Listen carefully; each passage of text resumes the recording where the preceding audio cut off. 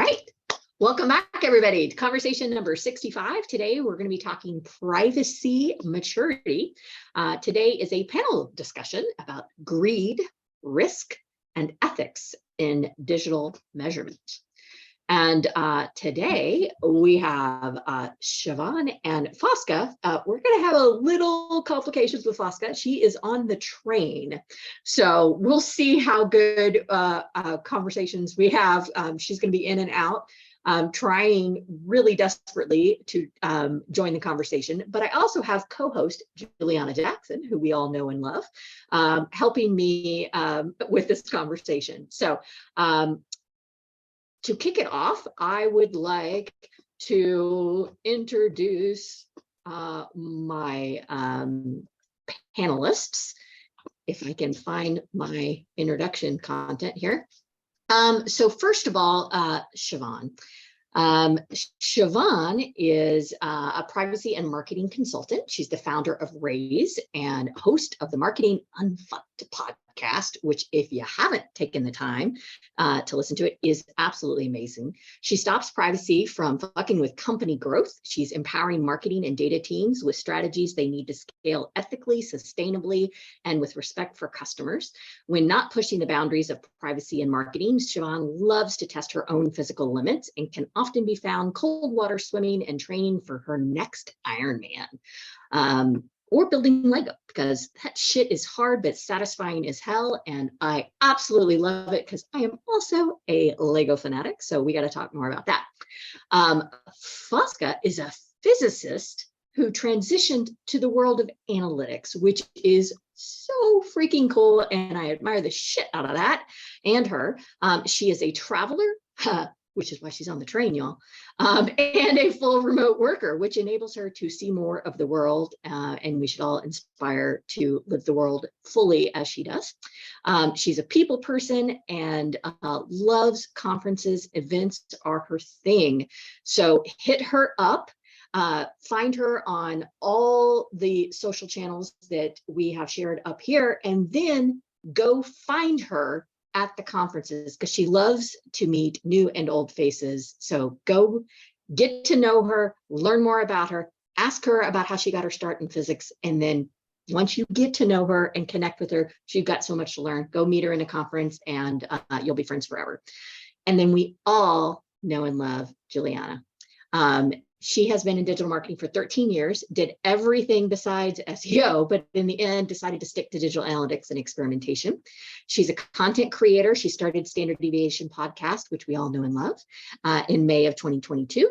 Ran it on her own until 2023, when she started doing it with, somebody called Simo. I think few people know who he is. Besides that, she has a blog about technical marketing where she's sharing old and new learnings from our crazy field, juliana-jackson.com. It is a wonderful site full of fantastic stuff. My favorite thing about it is it makes it easy to understand for noobs like myself who are trying to learn some wonderful content in the analytics side of the world. So you can catch Juliana at almost all analytics events, and that is not an exaggeration. If you follow her on LinkedIn, she's always somewhere else in Europe. So if you're in Europe and you're at an event, so is Juliana. So catch her there, either speaking or hanging out with a bunch of nerds, just like herself. We love you, Juliana. Thank you for being my co-host. And so let's get started talking about our conversation today.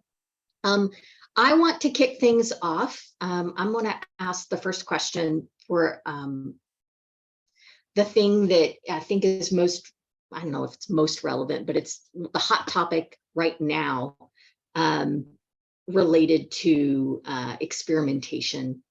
The one that a lot of our clients are constantly talking about, which is consent banners, and should we test on them, and what is the right environment to do so?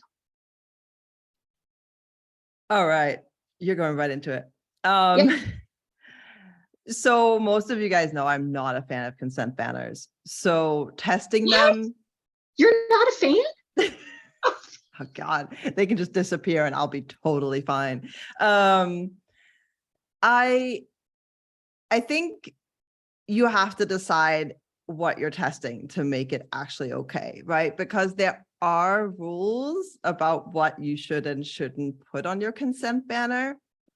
On top of that, if you're testing your consent banner, in theory, you've already negated the consent banner. So, because you can't really, it's hard for you to understand the results when you're testing a consent banner if you haven't placed something, but you're not allowed to do that without having gotten approval on the consent banner. Now, there are ways around that. We all know there are ways around that, but, and the truth is 90% of consent banners don't work as they should anyway. So ultimately test it if you want, but be careful, right? Meaning, don't be full on marketer here. Like, don't try and trick people with all the tricks, on trying to get them to accept, because that's not the point. The point is that someone needs to have a choice. If you want to test wording, make it clearer for people to understand why you're doing what you're doing, then I think it's actually a great idea, because you're giving people the ability to maybe understand what's going on. But I would just be careful. I think a good question to ask yourself when you're looking at what you might want to test is, am I tricking them, or how would you respond to it? I have only seen very few people test consent banners, because most of the time, those are the custom setups. And again, most of what they're testing is clarity, and not accept, they're not trying to increase the accept rate. They're trying to increase people understanding and therefore building trust and therefore getting an accept rate. So it's a slightly different approach. But hey, why not? Test it. As long as you're sticking within the rules, test it.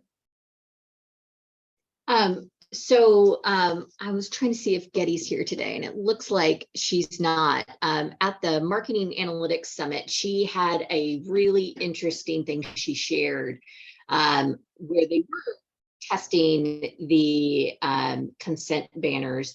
And one of the things they did was they actually created some gamification. And it was around, I can't remember if anybody was at the Marketing Analyst Summit and saw this, but it was around football, like European football. And I think they were actually, like, in order to accept, you had to get the soccer ball, the football into the right goal, and something like that. But it was a simplification exercise, because they were trying to make it very simple to understand, and you literally had to put the ball in the area that accepted either fewer or more or whatever, and you had to, but they made it super simple, whereas the old had a whole bunch of legalese and stuff like that. But they found that they made it fun for their users, and instead of just dismissing, people wanted to play the game, and the acceptance rate of being able to play the game actually went through the roof, and people ended up playing the game and accepting some cookies that I think for tracking, for analytics, because they could play the game. Yeah, but I guess you would ask yourself then, right? Is that ethically okay? Because are they accepting because you're playing a game? Because there's an agency, a privacy agency, who do this a lot for children's privacy, right? Gamifying it. But that's a big question that they're always asking themselves. They're based in Paris. I wish I remembered their name. By making something a game, people are playing the game. They're not actually aware of what they're doing. Their game is, let's get the football into the right place or into a place. And you need to be very careful there, right? Because I'm not even talking about the regulations here. I'm just talking about, is it actually, is it morally okay to do that? Are you getting them to play a game and therefore you've increased your acceptance rate? Or are you getting them to play a game to make it easier to understand? And I have a hard time believing that the game makes it easier to understand. So I think it's a great idea. Don't get me wrong. And I've not seen the example, so I'd have to look at it specifically. But I just think that I know that me as a marketer, I always want to try and get people to do what I want them to do. And I will do anything to try and do that. and there is a point where even I have to step back and be like, wait, did I just did I go full blown marketer on them? And did I essentially just like trick them into playing a game and then not into understanding it? So I don't know. It's a hard one, right? And like, I hate consent banners, so I'm all for making it fun, but I guess, and it's hard to test if people are understanding what they're doing. And we all know that. It's really hard to test, did they understand the choice that they just made? It's easy to test which button they've clicked on. So yeah, I don't know. I'd like to know what other people's opinions are on that, but there's a really fine line there, what you can do ethically. Or I actually have a question on this, because when we were talking in the anniversary edition about this, hence why, I said you should ask Siobhan this, like, this is one of those questions that came up, is like, a lot of people have the impression that consent banner are actually knowing your privacy, options. It's actually a problem for the user. So everyone goes with the assumptions when they test that this is a very big problem for the user, reading this and knowing their privacy, options. And the thing is that it's not. You don't want to. That's how I feel it. Like, I don't think we are educated enough to understand. We are not the users, first of all, and secondly, like, do you think that and yes, consent banner sucks, but leaving that aside, I think, what are your thoughts on this belief that consent banners are just a nuisance and affect the customer journey, and people cannot, go on the website and buy the latest shit because of that consent banner, and they need to get rid of it ASAP? So I don't agree with this, but this is why you're here. Like, what are your thoughts, given that you know better than me what you're talking about? Look, I think in terms of user experience, consent banners are shit. That's just the one that's it. Like, nobody is enjoying going on a website and having to click some banner, accept, reject, etc. Or, even worse, if you want to reject and then you have to go to another screen to do that. No one's enjoying that. And if I'm going to be frank, I think that everyone is just going to default and hitting whatever button is closest to their mouse. That's it. Like, no one's reading them anymore. I mean, this consent banner fatigue is a real thing, right? So people aren't reading them. It's actually, I don't personally think it's really helping them. There are people who are in the field, some people who are aware of things, right? Probably a lot of people on this call who are saying, oh, okay, let's see if I want to actively accept or reject. But let's talk about someone who's not in analytics or experimentation or privacy.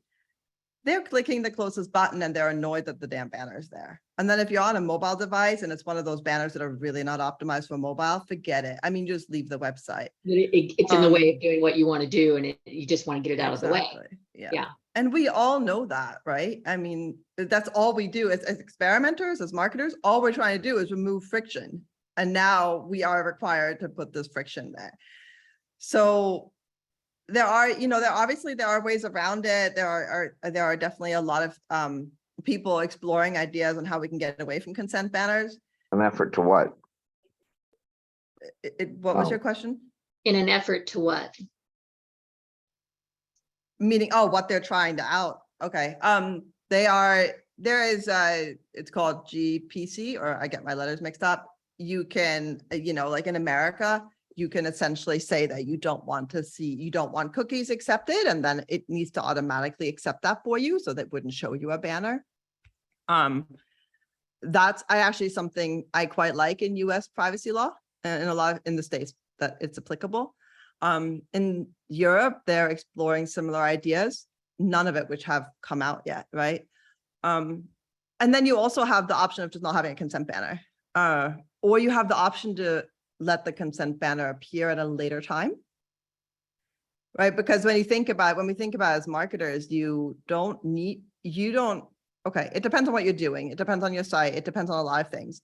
But maybe if you pop up a consent banner after the user has decided that they are already interested in what you're doing, or they trust you, maybe then the accept rate goes higher. I know a client who tested that they just didn't track anything until they let the consent banner appear after the user has been on the site for a certain amount of time or certain page views. And their accept rate was sky high, because then the user has decided, okay, I want to, do something on the site, etc. But it is hard because an experimenter that's not the user they're necessarily focusing on. They might want to encourage other users to stay longer. It's one of those things where, you know, people ask consent banner or no.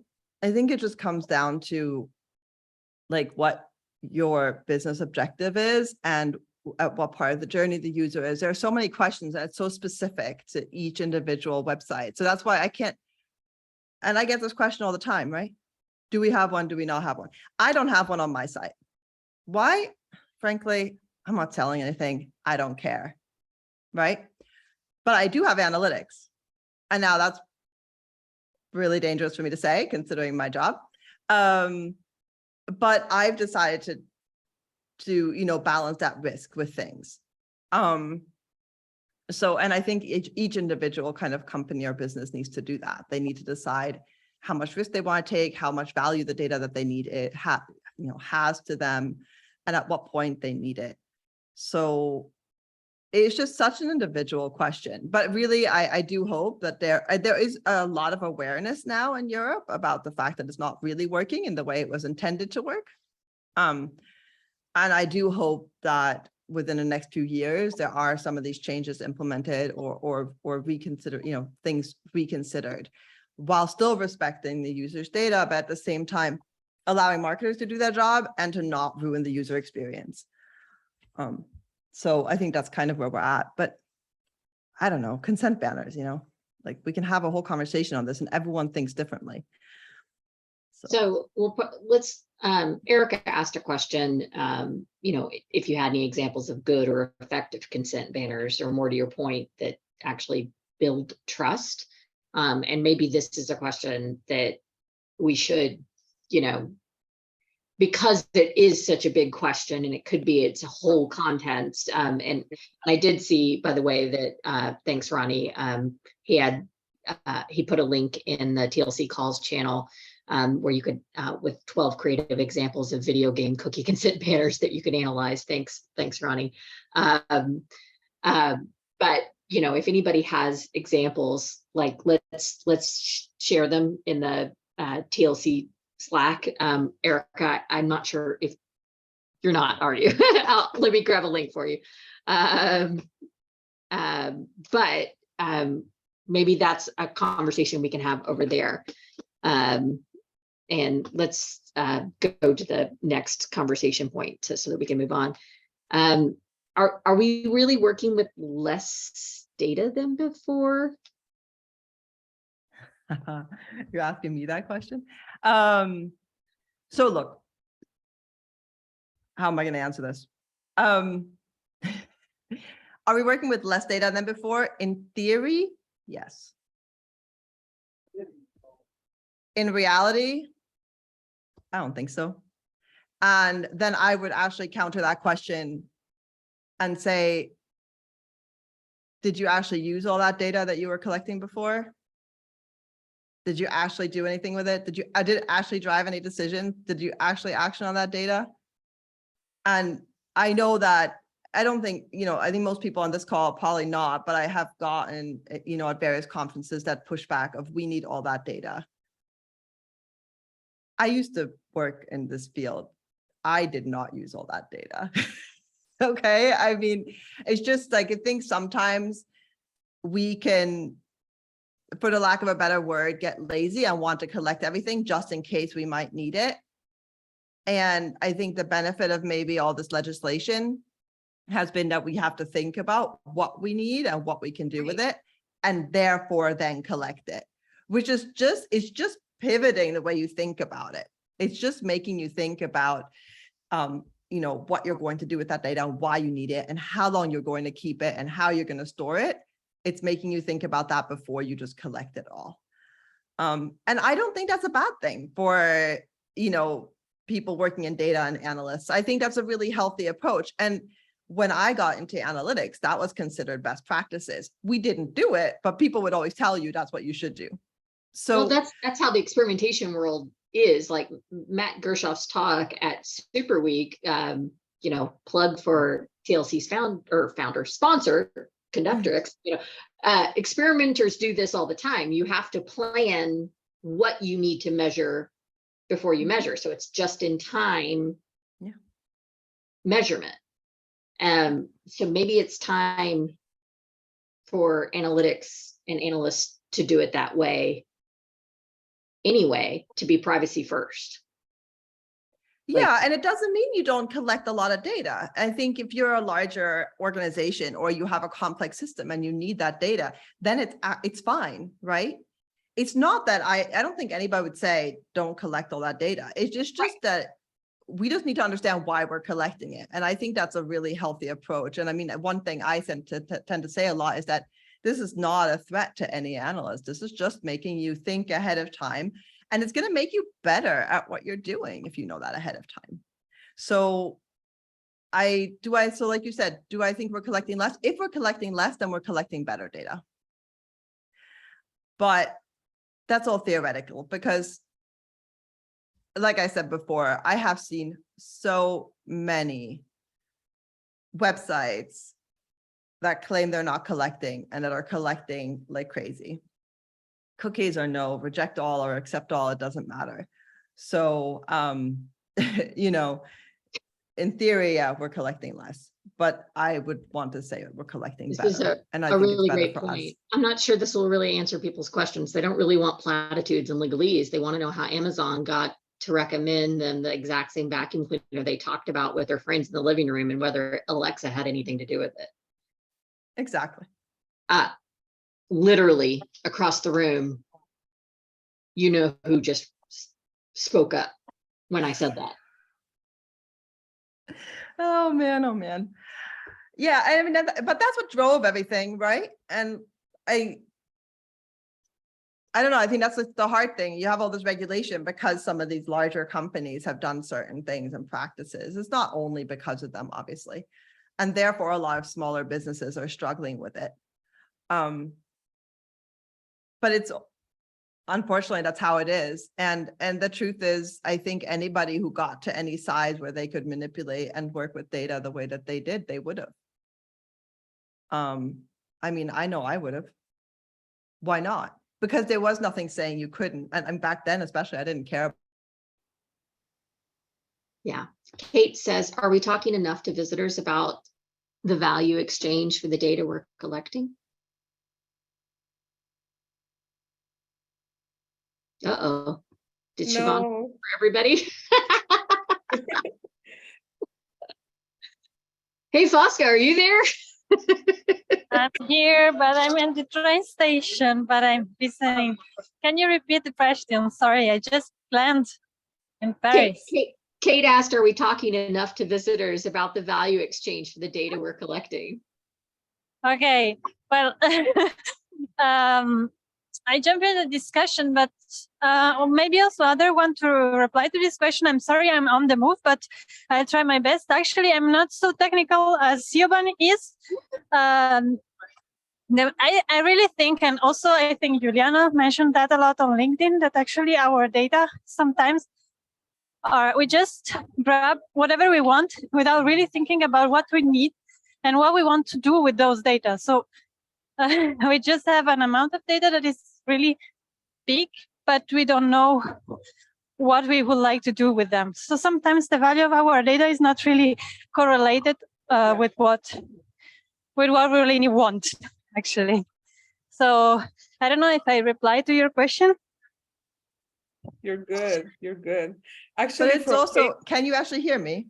Yes. Yeah, now yes. we do. Okay. Oh, thanks. I'm just landing. I will go to a Starbucks and I will put on my camera as well. And actually, I really agreed with what Siobhan said about the ethics of the banner games. I really love that. Thanks a lot. And I think it was Kate you said was asking about the value and if we're communicating it. It's a dangerous conversation to have, right? Because the moment you communicate the value and maybe what they can get out of it, it can feel suddenly like you're trying to convince them. So you need to be a little careful there, right? Do I think that people understand the value of sharing or being tracked in certain scenarios or even sharing data in forms in certain scenarios? No, I think it can be communicated better. And I think if you're transparent about what you're doing with things, it's going to help you. I have a But step just- back from that question for you, Siobhan, but like in order for anyone to be able to speak value about anything, we do need to have education about the topic.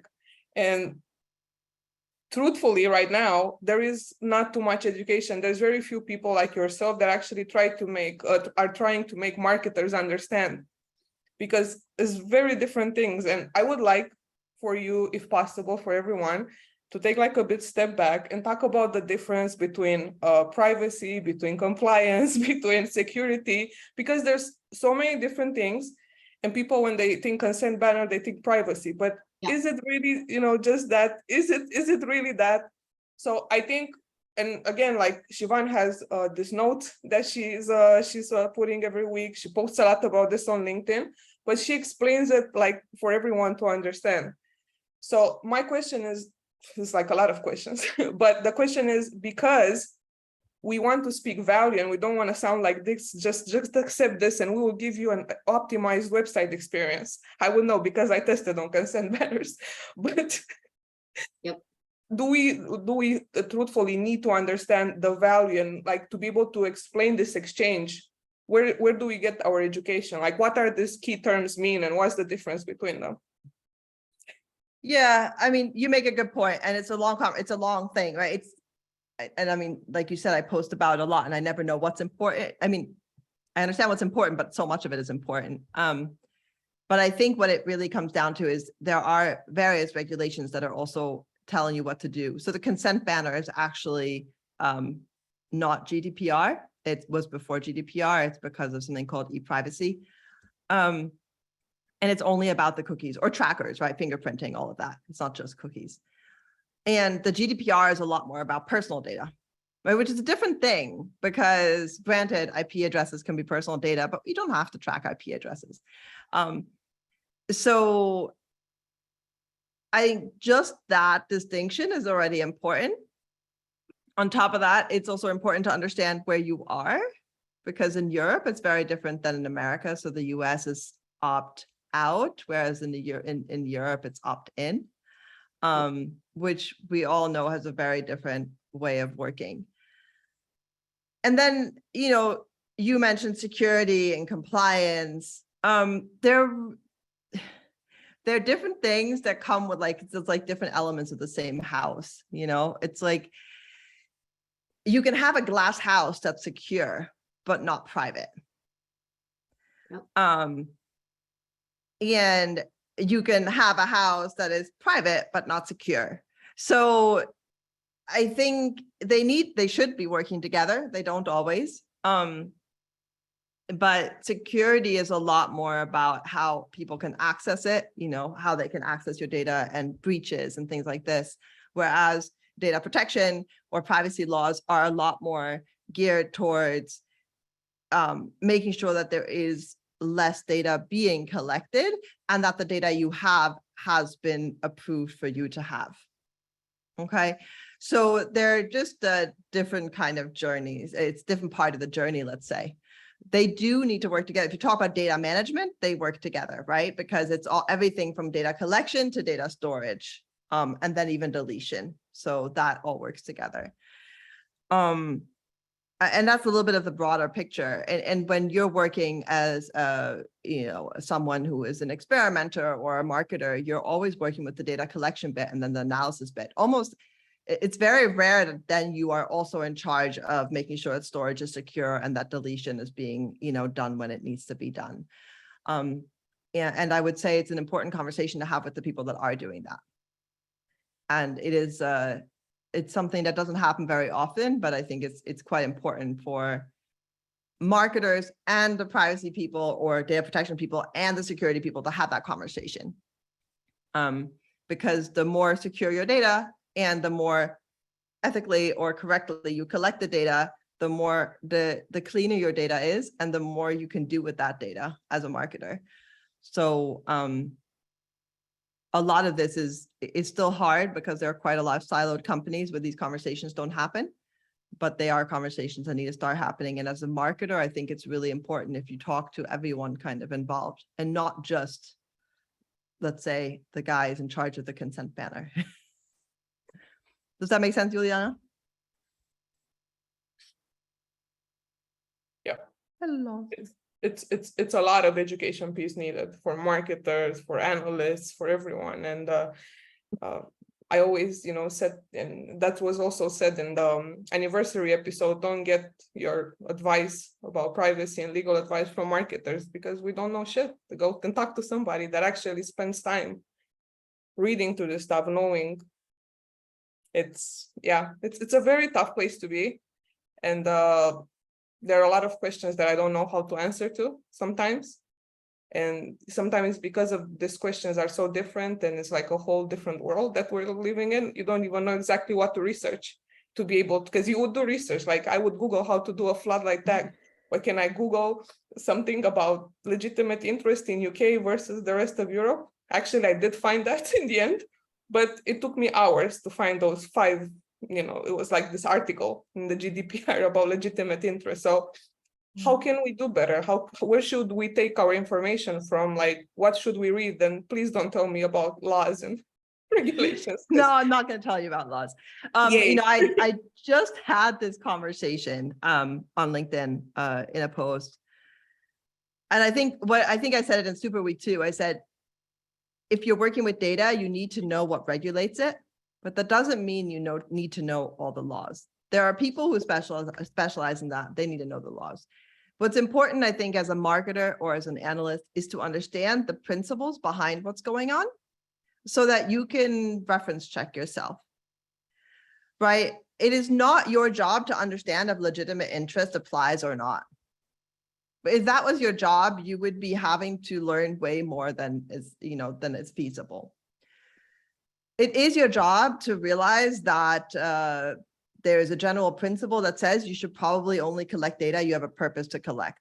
That's very basic, right? I mean, there are like the basic principles of the GDPR. You should probably know those because it's this concept of data minimization. I've once heard about that, right? Only collect what you need. Only keep it for as long as you need it. Do you need to know why and what the consent mechanism is? No. I understand, and a lot of people point out that it's really hard to find reliable information on it because there are a lot of contradictory interpretations. And it's like that with any kind of new regulations and laws. So it's quite normal. And I think it's just important for you to find a reference, or first off, you should probably always work with your internal privacy and legal team, because ultimately, if you're working for a company that has one, you need to go with their interpretation. You don't have a choice, right?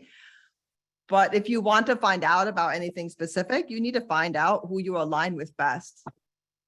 And it's just like anything else. You have your profile on LinkedIn and you follow people whose opinions you might align with or whose ideas you align with. And it's the same with like as somebody in privacy. There are people who can't stand me because I tend to be a little bit more in the balance in terms of business and privacy.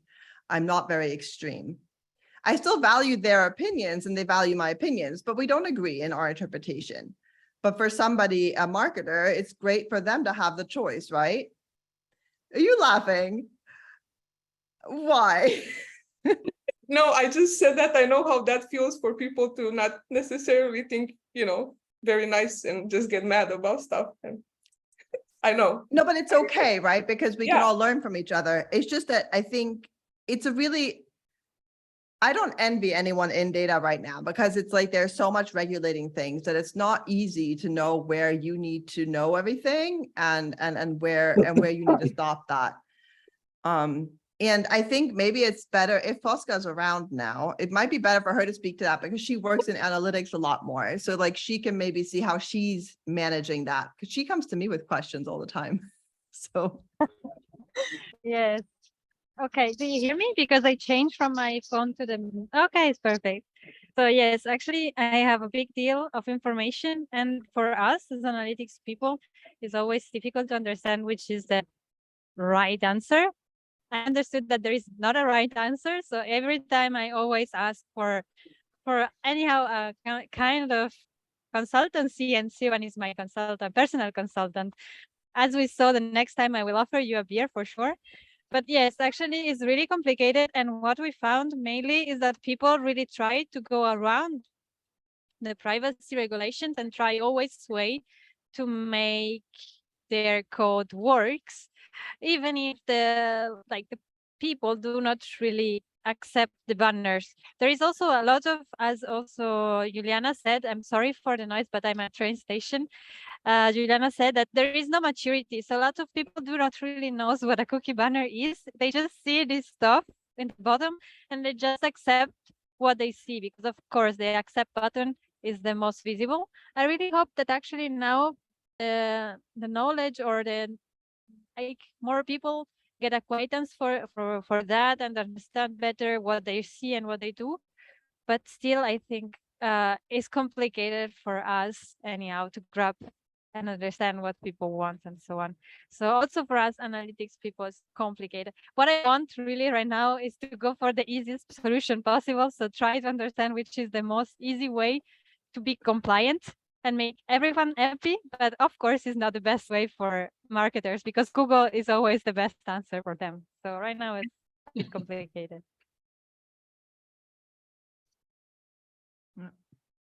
Thank you, Fosca. That was awesome. Conscious of time, I have a question from the other person that I say the full name to, from Mr. Matt Gershoff. And the question is, it's on the TLC Slack where you should be asking questions. And Matt says, would it be useful for the privacy conversation to distinguish between compliance versus outcomes? That is, what is of the value for the company? And in brackets, he has compliance, which may or may not have any really utility with actual privacy, versus outcomes, which is value for the customer or individual. End of So I'm trying to see if I understand the question correctly. Matt, if I got it wrong, just jump in. But separating outcomes from compliance, yeah, I think it is important. Compliant, people like the word compliance. I don't like the word compliance because it sounds scary, but it's the same thing. I mean, ultimately, it's just compliance makes it sound so much like it's a checkbox exercise, and I don't think that data protection is a checkbox exercise, or I wish it wasn't, and I think it's going to be more valuable if it wasn't, put it this way. But Matt says, but it is. There's a checkbox to it. yes, you're right. But you know what, you could check off every checkbox and still not be compliant. Yeah. And that, I think, is the point, is that and you're saying, should we be separating that conversation? But I dare say there should be no distinction, because if you make it about compliance and then you make it about outcomes, then you're separating two things that are completely intertwined. And if you combine them, then maybe you can start seeing a value. Because if even from a customer perspective, right? If they see it as, I need to accept or reject, and they don't have an outcome tied to that, then what is the reason they even have to do that? It's just for pure compliance. But then if you don't have a value tied to it or an outcome tied to it, then why would they even want to participate in that exercise? I think he's talking about the fact, and Matt, you have an unmute here. But I think he's talking about the fact that in their case, there is a dollar risk associated with being non-compliant, despite what we're talking about here, which is the ethical reason that they should be doing this exercise. He's saying there is a legal and financial reason that they should be privacy first. You're saying there's an ethical reason that they should. Oh, is that Matt's voice? Yeah, I'm sorry, and I'll just make this quick because I don't want to derail the conversation. But we face not interesting dilemma, but like there's the privacy rules, which are fairly seem somewhat contradictory. But part of it, a lot of the conversation feels like, how do you get legit so that you, the company, minimize your risk? And so a lot of that is about sort of documentation and certain processes around documentation. there's a fairly extremist, well, there's an extremist view to a lot of this stuff, which means there isn't much of like a sort of a gradient for us, an incentive for us to actually provide internal mechanisms or data structures that actually are more private, right? Or have a lower data footprint.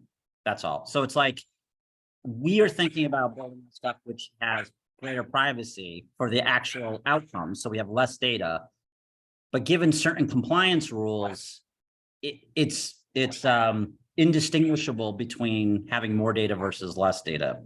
I'm not sure if I'm being really clear, but I just feel like there's two separate reasons why people are doing this. One is for the company's sake, and the other would be for the end user's sake. And I think they feel like, to me, two slightly different views of it. Yeah, I think in some ways that's correct, because the company is mitigating risk to avoid fines. Whereas for, let's say, a customer or a user, it is about respecting them or their data, right?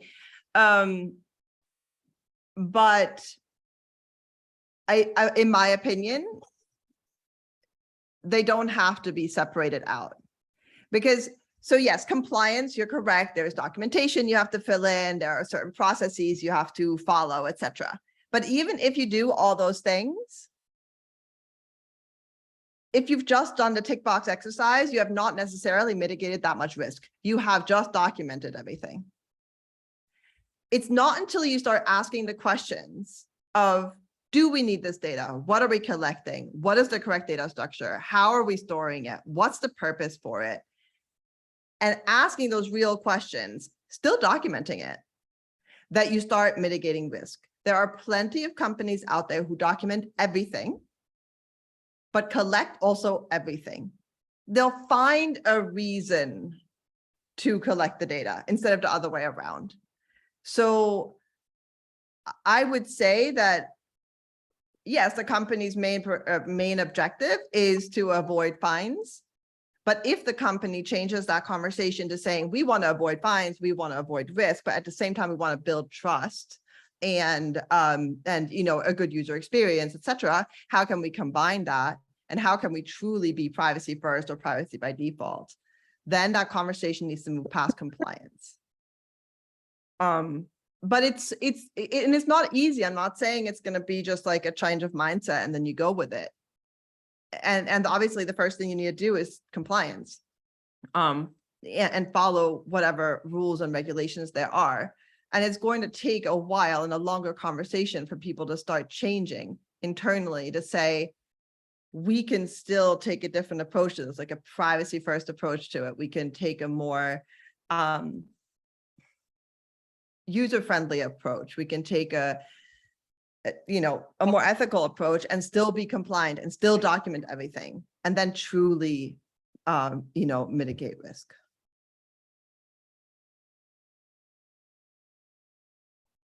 I thought Matt was talking, but he's not. He's just showing up in green.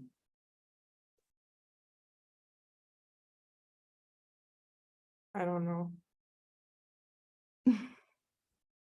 He says he's good. Okay.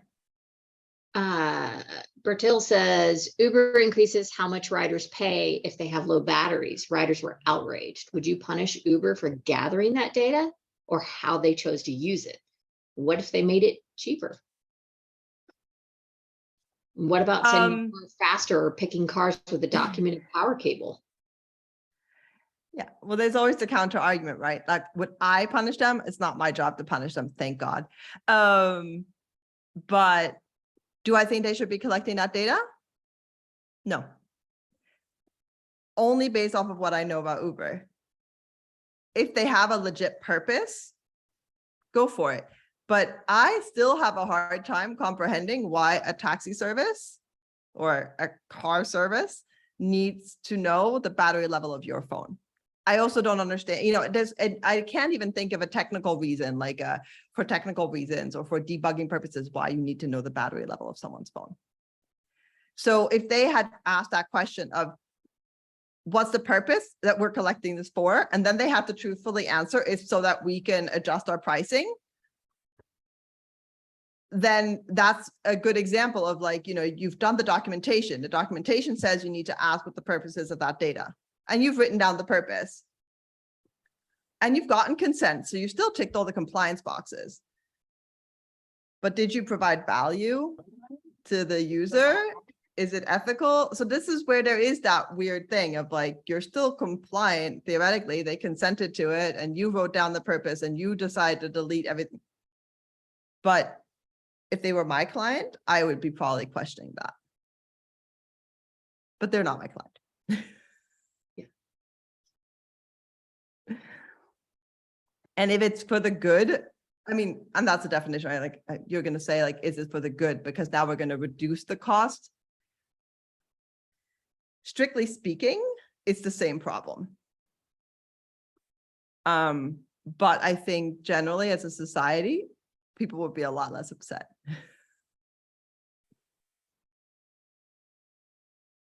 You have a power cable is the most common question from riders.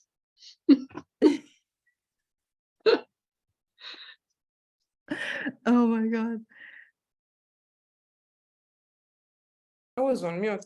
I had a good question that Fosca actually retrieved from your LinkedIn, Siobhan. And I'm trying to find it. And you said that privacy is not meant to be a blocker, it's meant to protect people's data in one of your posts. And I wanted to talk a bit about inverting this paradox, like what is the best way to protect ourselves, you know, from this greediness that happens right now for collecting this data. What's the best way to protect LinkedIn. ourselves as people? I'm trying to think what I was saying then in LinkedIn, but it's all good.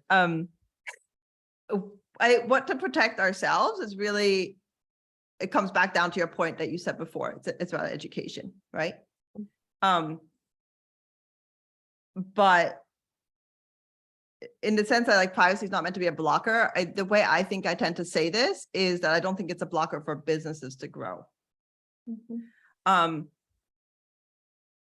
Because I think it is very easy to say that we have now all this compliance and data protection regulation that we have to follow, and therefore it's going to stop us from going. We can't collect all this data. We have to do all this stuff. And I can see why that's happening and why people think that. But I think that if you approach it, and this is a lot harder to do for established companies than it is, let's say, for startups. If you approach it from you think about privacy from the very beginning, you can incorporate it into your your business, your culture, your data structures, your product from the beginning, then it's going to be an asset. And the startups I have worked with, I've noticed that this is exactly what happens. If you do it from the beginning, it's easier for them, right? Because they're still building. If you usually and you implement it correctly and you come from it from, yes, the compliance side, but also from the, let's say, respecting the user side, and you've thought it all through, then it's actually an asset. And that's what I mean by it's not a blocker. But if you're asking how we can protect ourselves, I think it really comes down to the point that you said before. It's all about education and understanding what can and cannot be done. And having a choice in some way. I Meaning, was asking myself actually if in schools it would be nice also to integrate the normal stuff also with this kind of stuff, because I really think that programs inside schools are a bit old, mainly in Italy, so I'm speaking for my country, and it could be nice also to integrate this kind of stuff. I don't know, but if it is gonna happen ever, but maybe that could be a starting point, because they are the most, like, children are those that are mostly on cell phones and computers. So maybe also, and I also think that that are those that can teach adults about how to use the best the computer and technology. Yeah. I think that we all agree. But I don't know if there are programs about that actually feel the knowledge or allows people to know that inside a school, but I don't think so. At least I in don't know Italy, of it's any. not. No. We can No. do a startup. No, it's a huge and growing problem, especially with what generative AI can do with our digital life that, those of us that are my generation, my 20-year-olds and my 20-year-old and 17-year-old, their entire digital lives live out on, Facebook and Instagram. Sorry, kids. Their digital footprint is there to be stolen and, taken away because of me. So no privacy for them. But yeah, but is they it won't do privacy? that. Is it, I mean, it might be that that's what they're comfortable with. Oh, they're not. Okay, so that, I No. mean, that's the difference, right? Like, I know I have sites I go to and sites I use where I'm very comfortable with what I'm allowing them to see and what I'm allowing them to collect. And then Yeah. there are sites I'm not. And that's, I think, why what Juliana said about education is so correct, because you can have a choice when you're educated. Yeah. Choice is hard when you don't have any concept of what's going on. Yeah. Yeah. And there is a lot more awareness. I mean, if you look at kind of surveys that were done since, let's say, 2018, and even before that up to now, there's a lot more awareness about what cookies are and what tracking mechanisms are. And this is the start of everything, right? I think the element that is now making it a little bit harder is this idea of convenience versus choice, meaning you can't have Instagram if you want to be very private. Do you understand what I'm saying? Like, it's like you have to actually choose one or the other. But that's it's a hard argument, but I think that's the thing is I'm not an advocate for saying like block everyone. I wish people would have a true choice. And that, I think, is a little harder to do without being educated. And it goes back to what Fosca was saying, which is like, how do you educate and etc. So many people at this stage. Exactly. But it's a new thing. It'll get there. Slowly but surely. We have 2 minutes remaining. I want to wrap really quickly. I want to thank our panelists. I'm so sorry for your travel challenges, Fosca. I know how a struggle it is, but I'm glad you got to travel. You know how much you love it. And thank you, Siobhan. Thank you, Juliana, as always. Thank you to all my TLCers. I want to give everybody a heads up. There's going to be a little bit of a delay. We were supposed to have our next talk August 25th with the wonderful Jen Kuntz, and I'm going to have to delay it. It is not her, it is me. Google Workspace has decided that it's a good problem. We've grown, the TLC has grown so large that they decided that I'm spamming you all because you're so much, there's so many of us, and sending out 1,000 invites twice a month apparently marked us as a spammer. So I'm going to be switching probably to MailChimp. I'm not sure. I'm researching, but the next invite will probably go out instead of in August. It'll probably go out the next month because I have to do research. I've got to pick somebody anyway. So once I figure that out, we will reschedule. So it will either be Jen Kuntz or Getty as the next invite, but watch for that invite to come. And I don't know if it'll come from the same email address, but I'll send out an email and I'll also notify everybody on the TLC Slack. So thank you to my privacy panelists. Thank you all for the wonderful growth, 20% growth in 1 month. Not bad. I love you all. Thank you again to Conductrix, to our sponsor. Have a great weekend. Bye, everyone.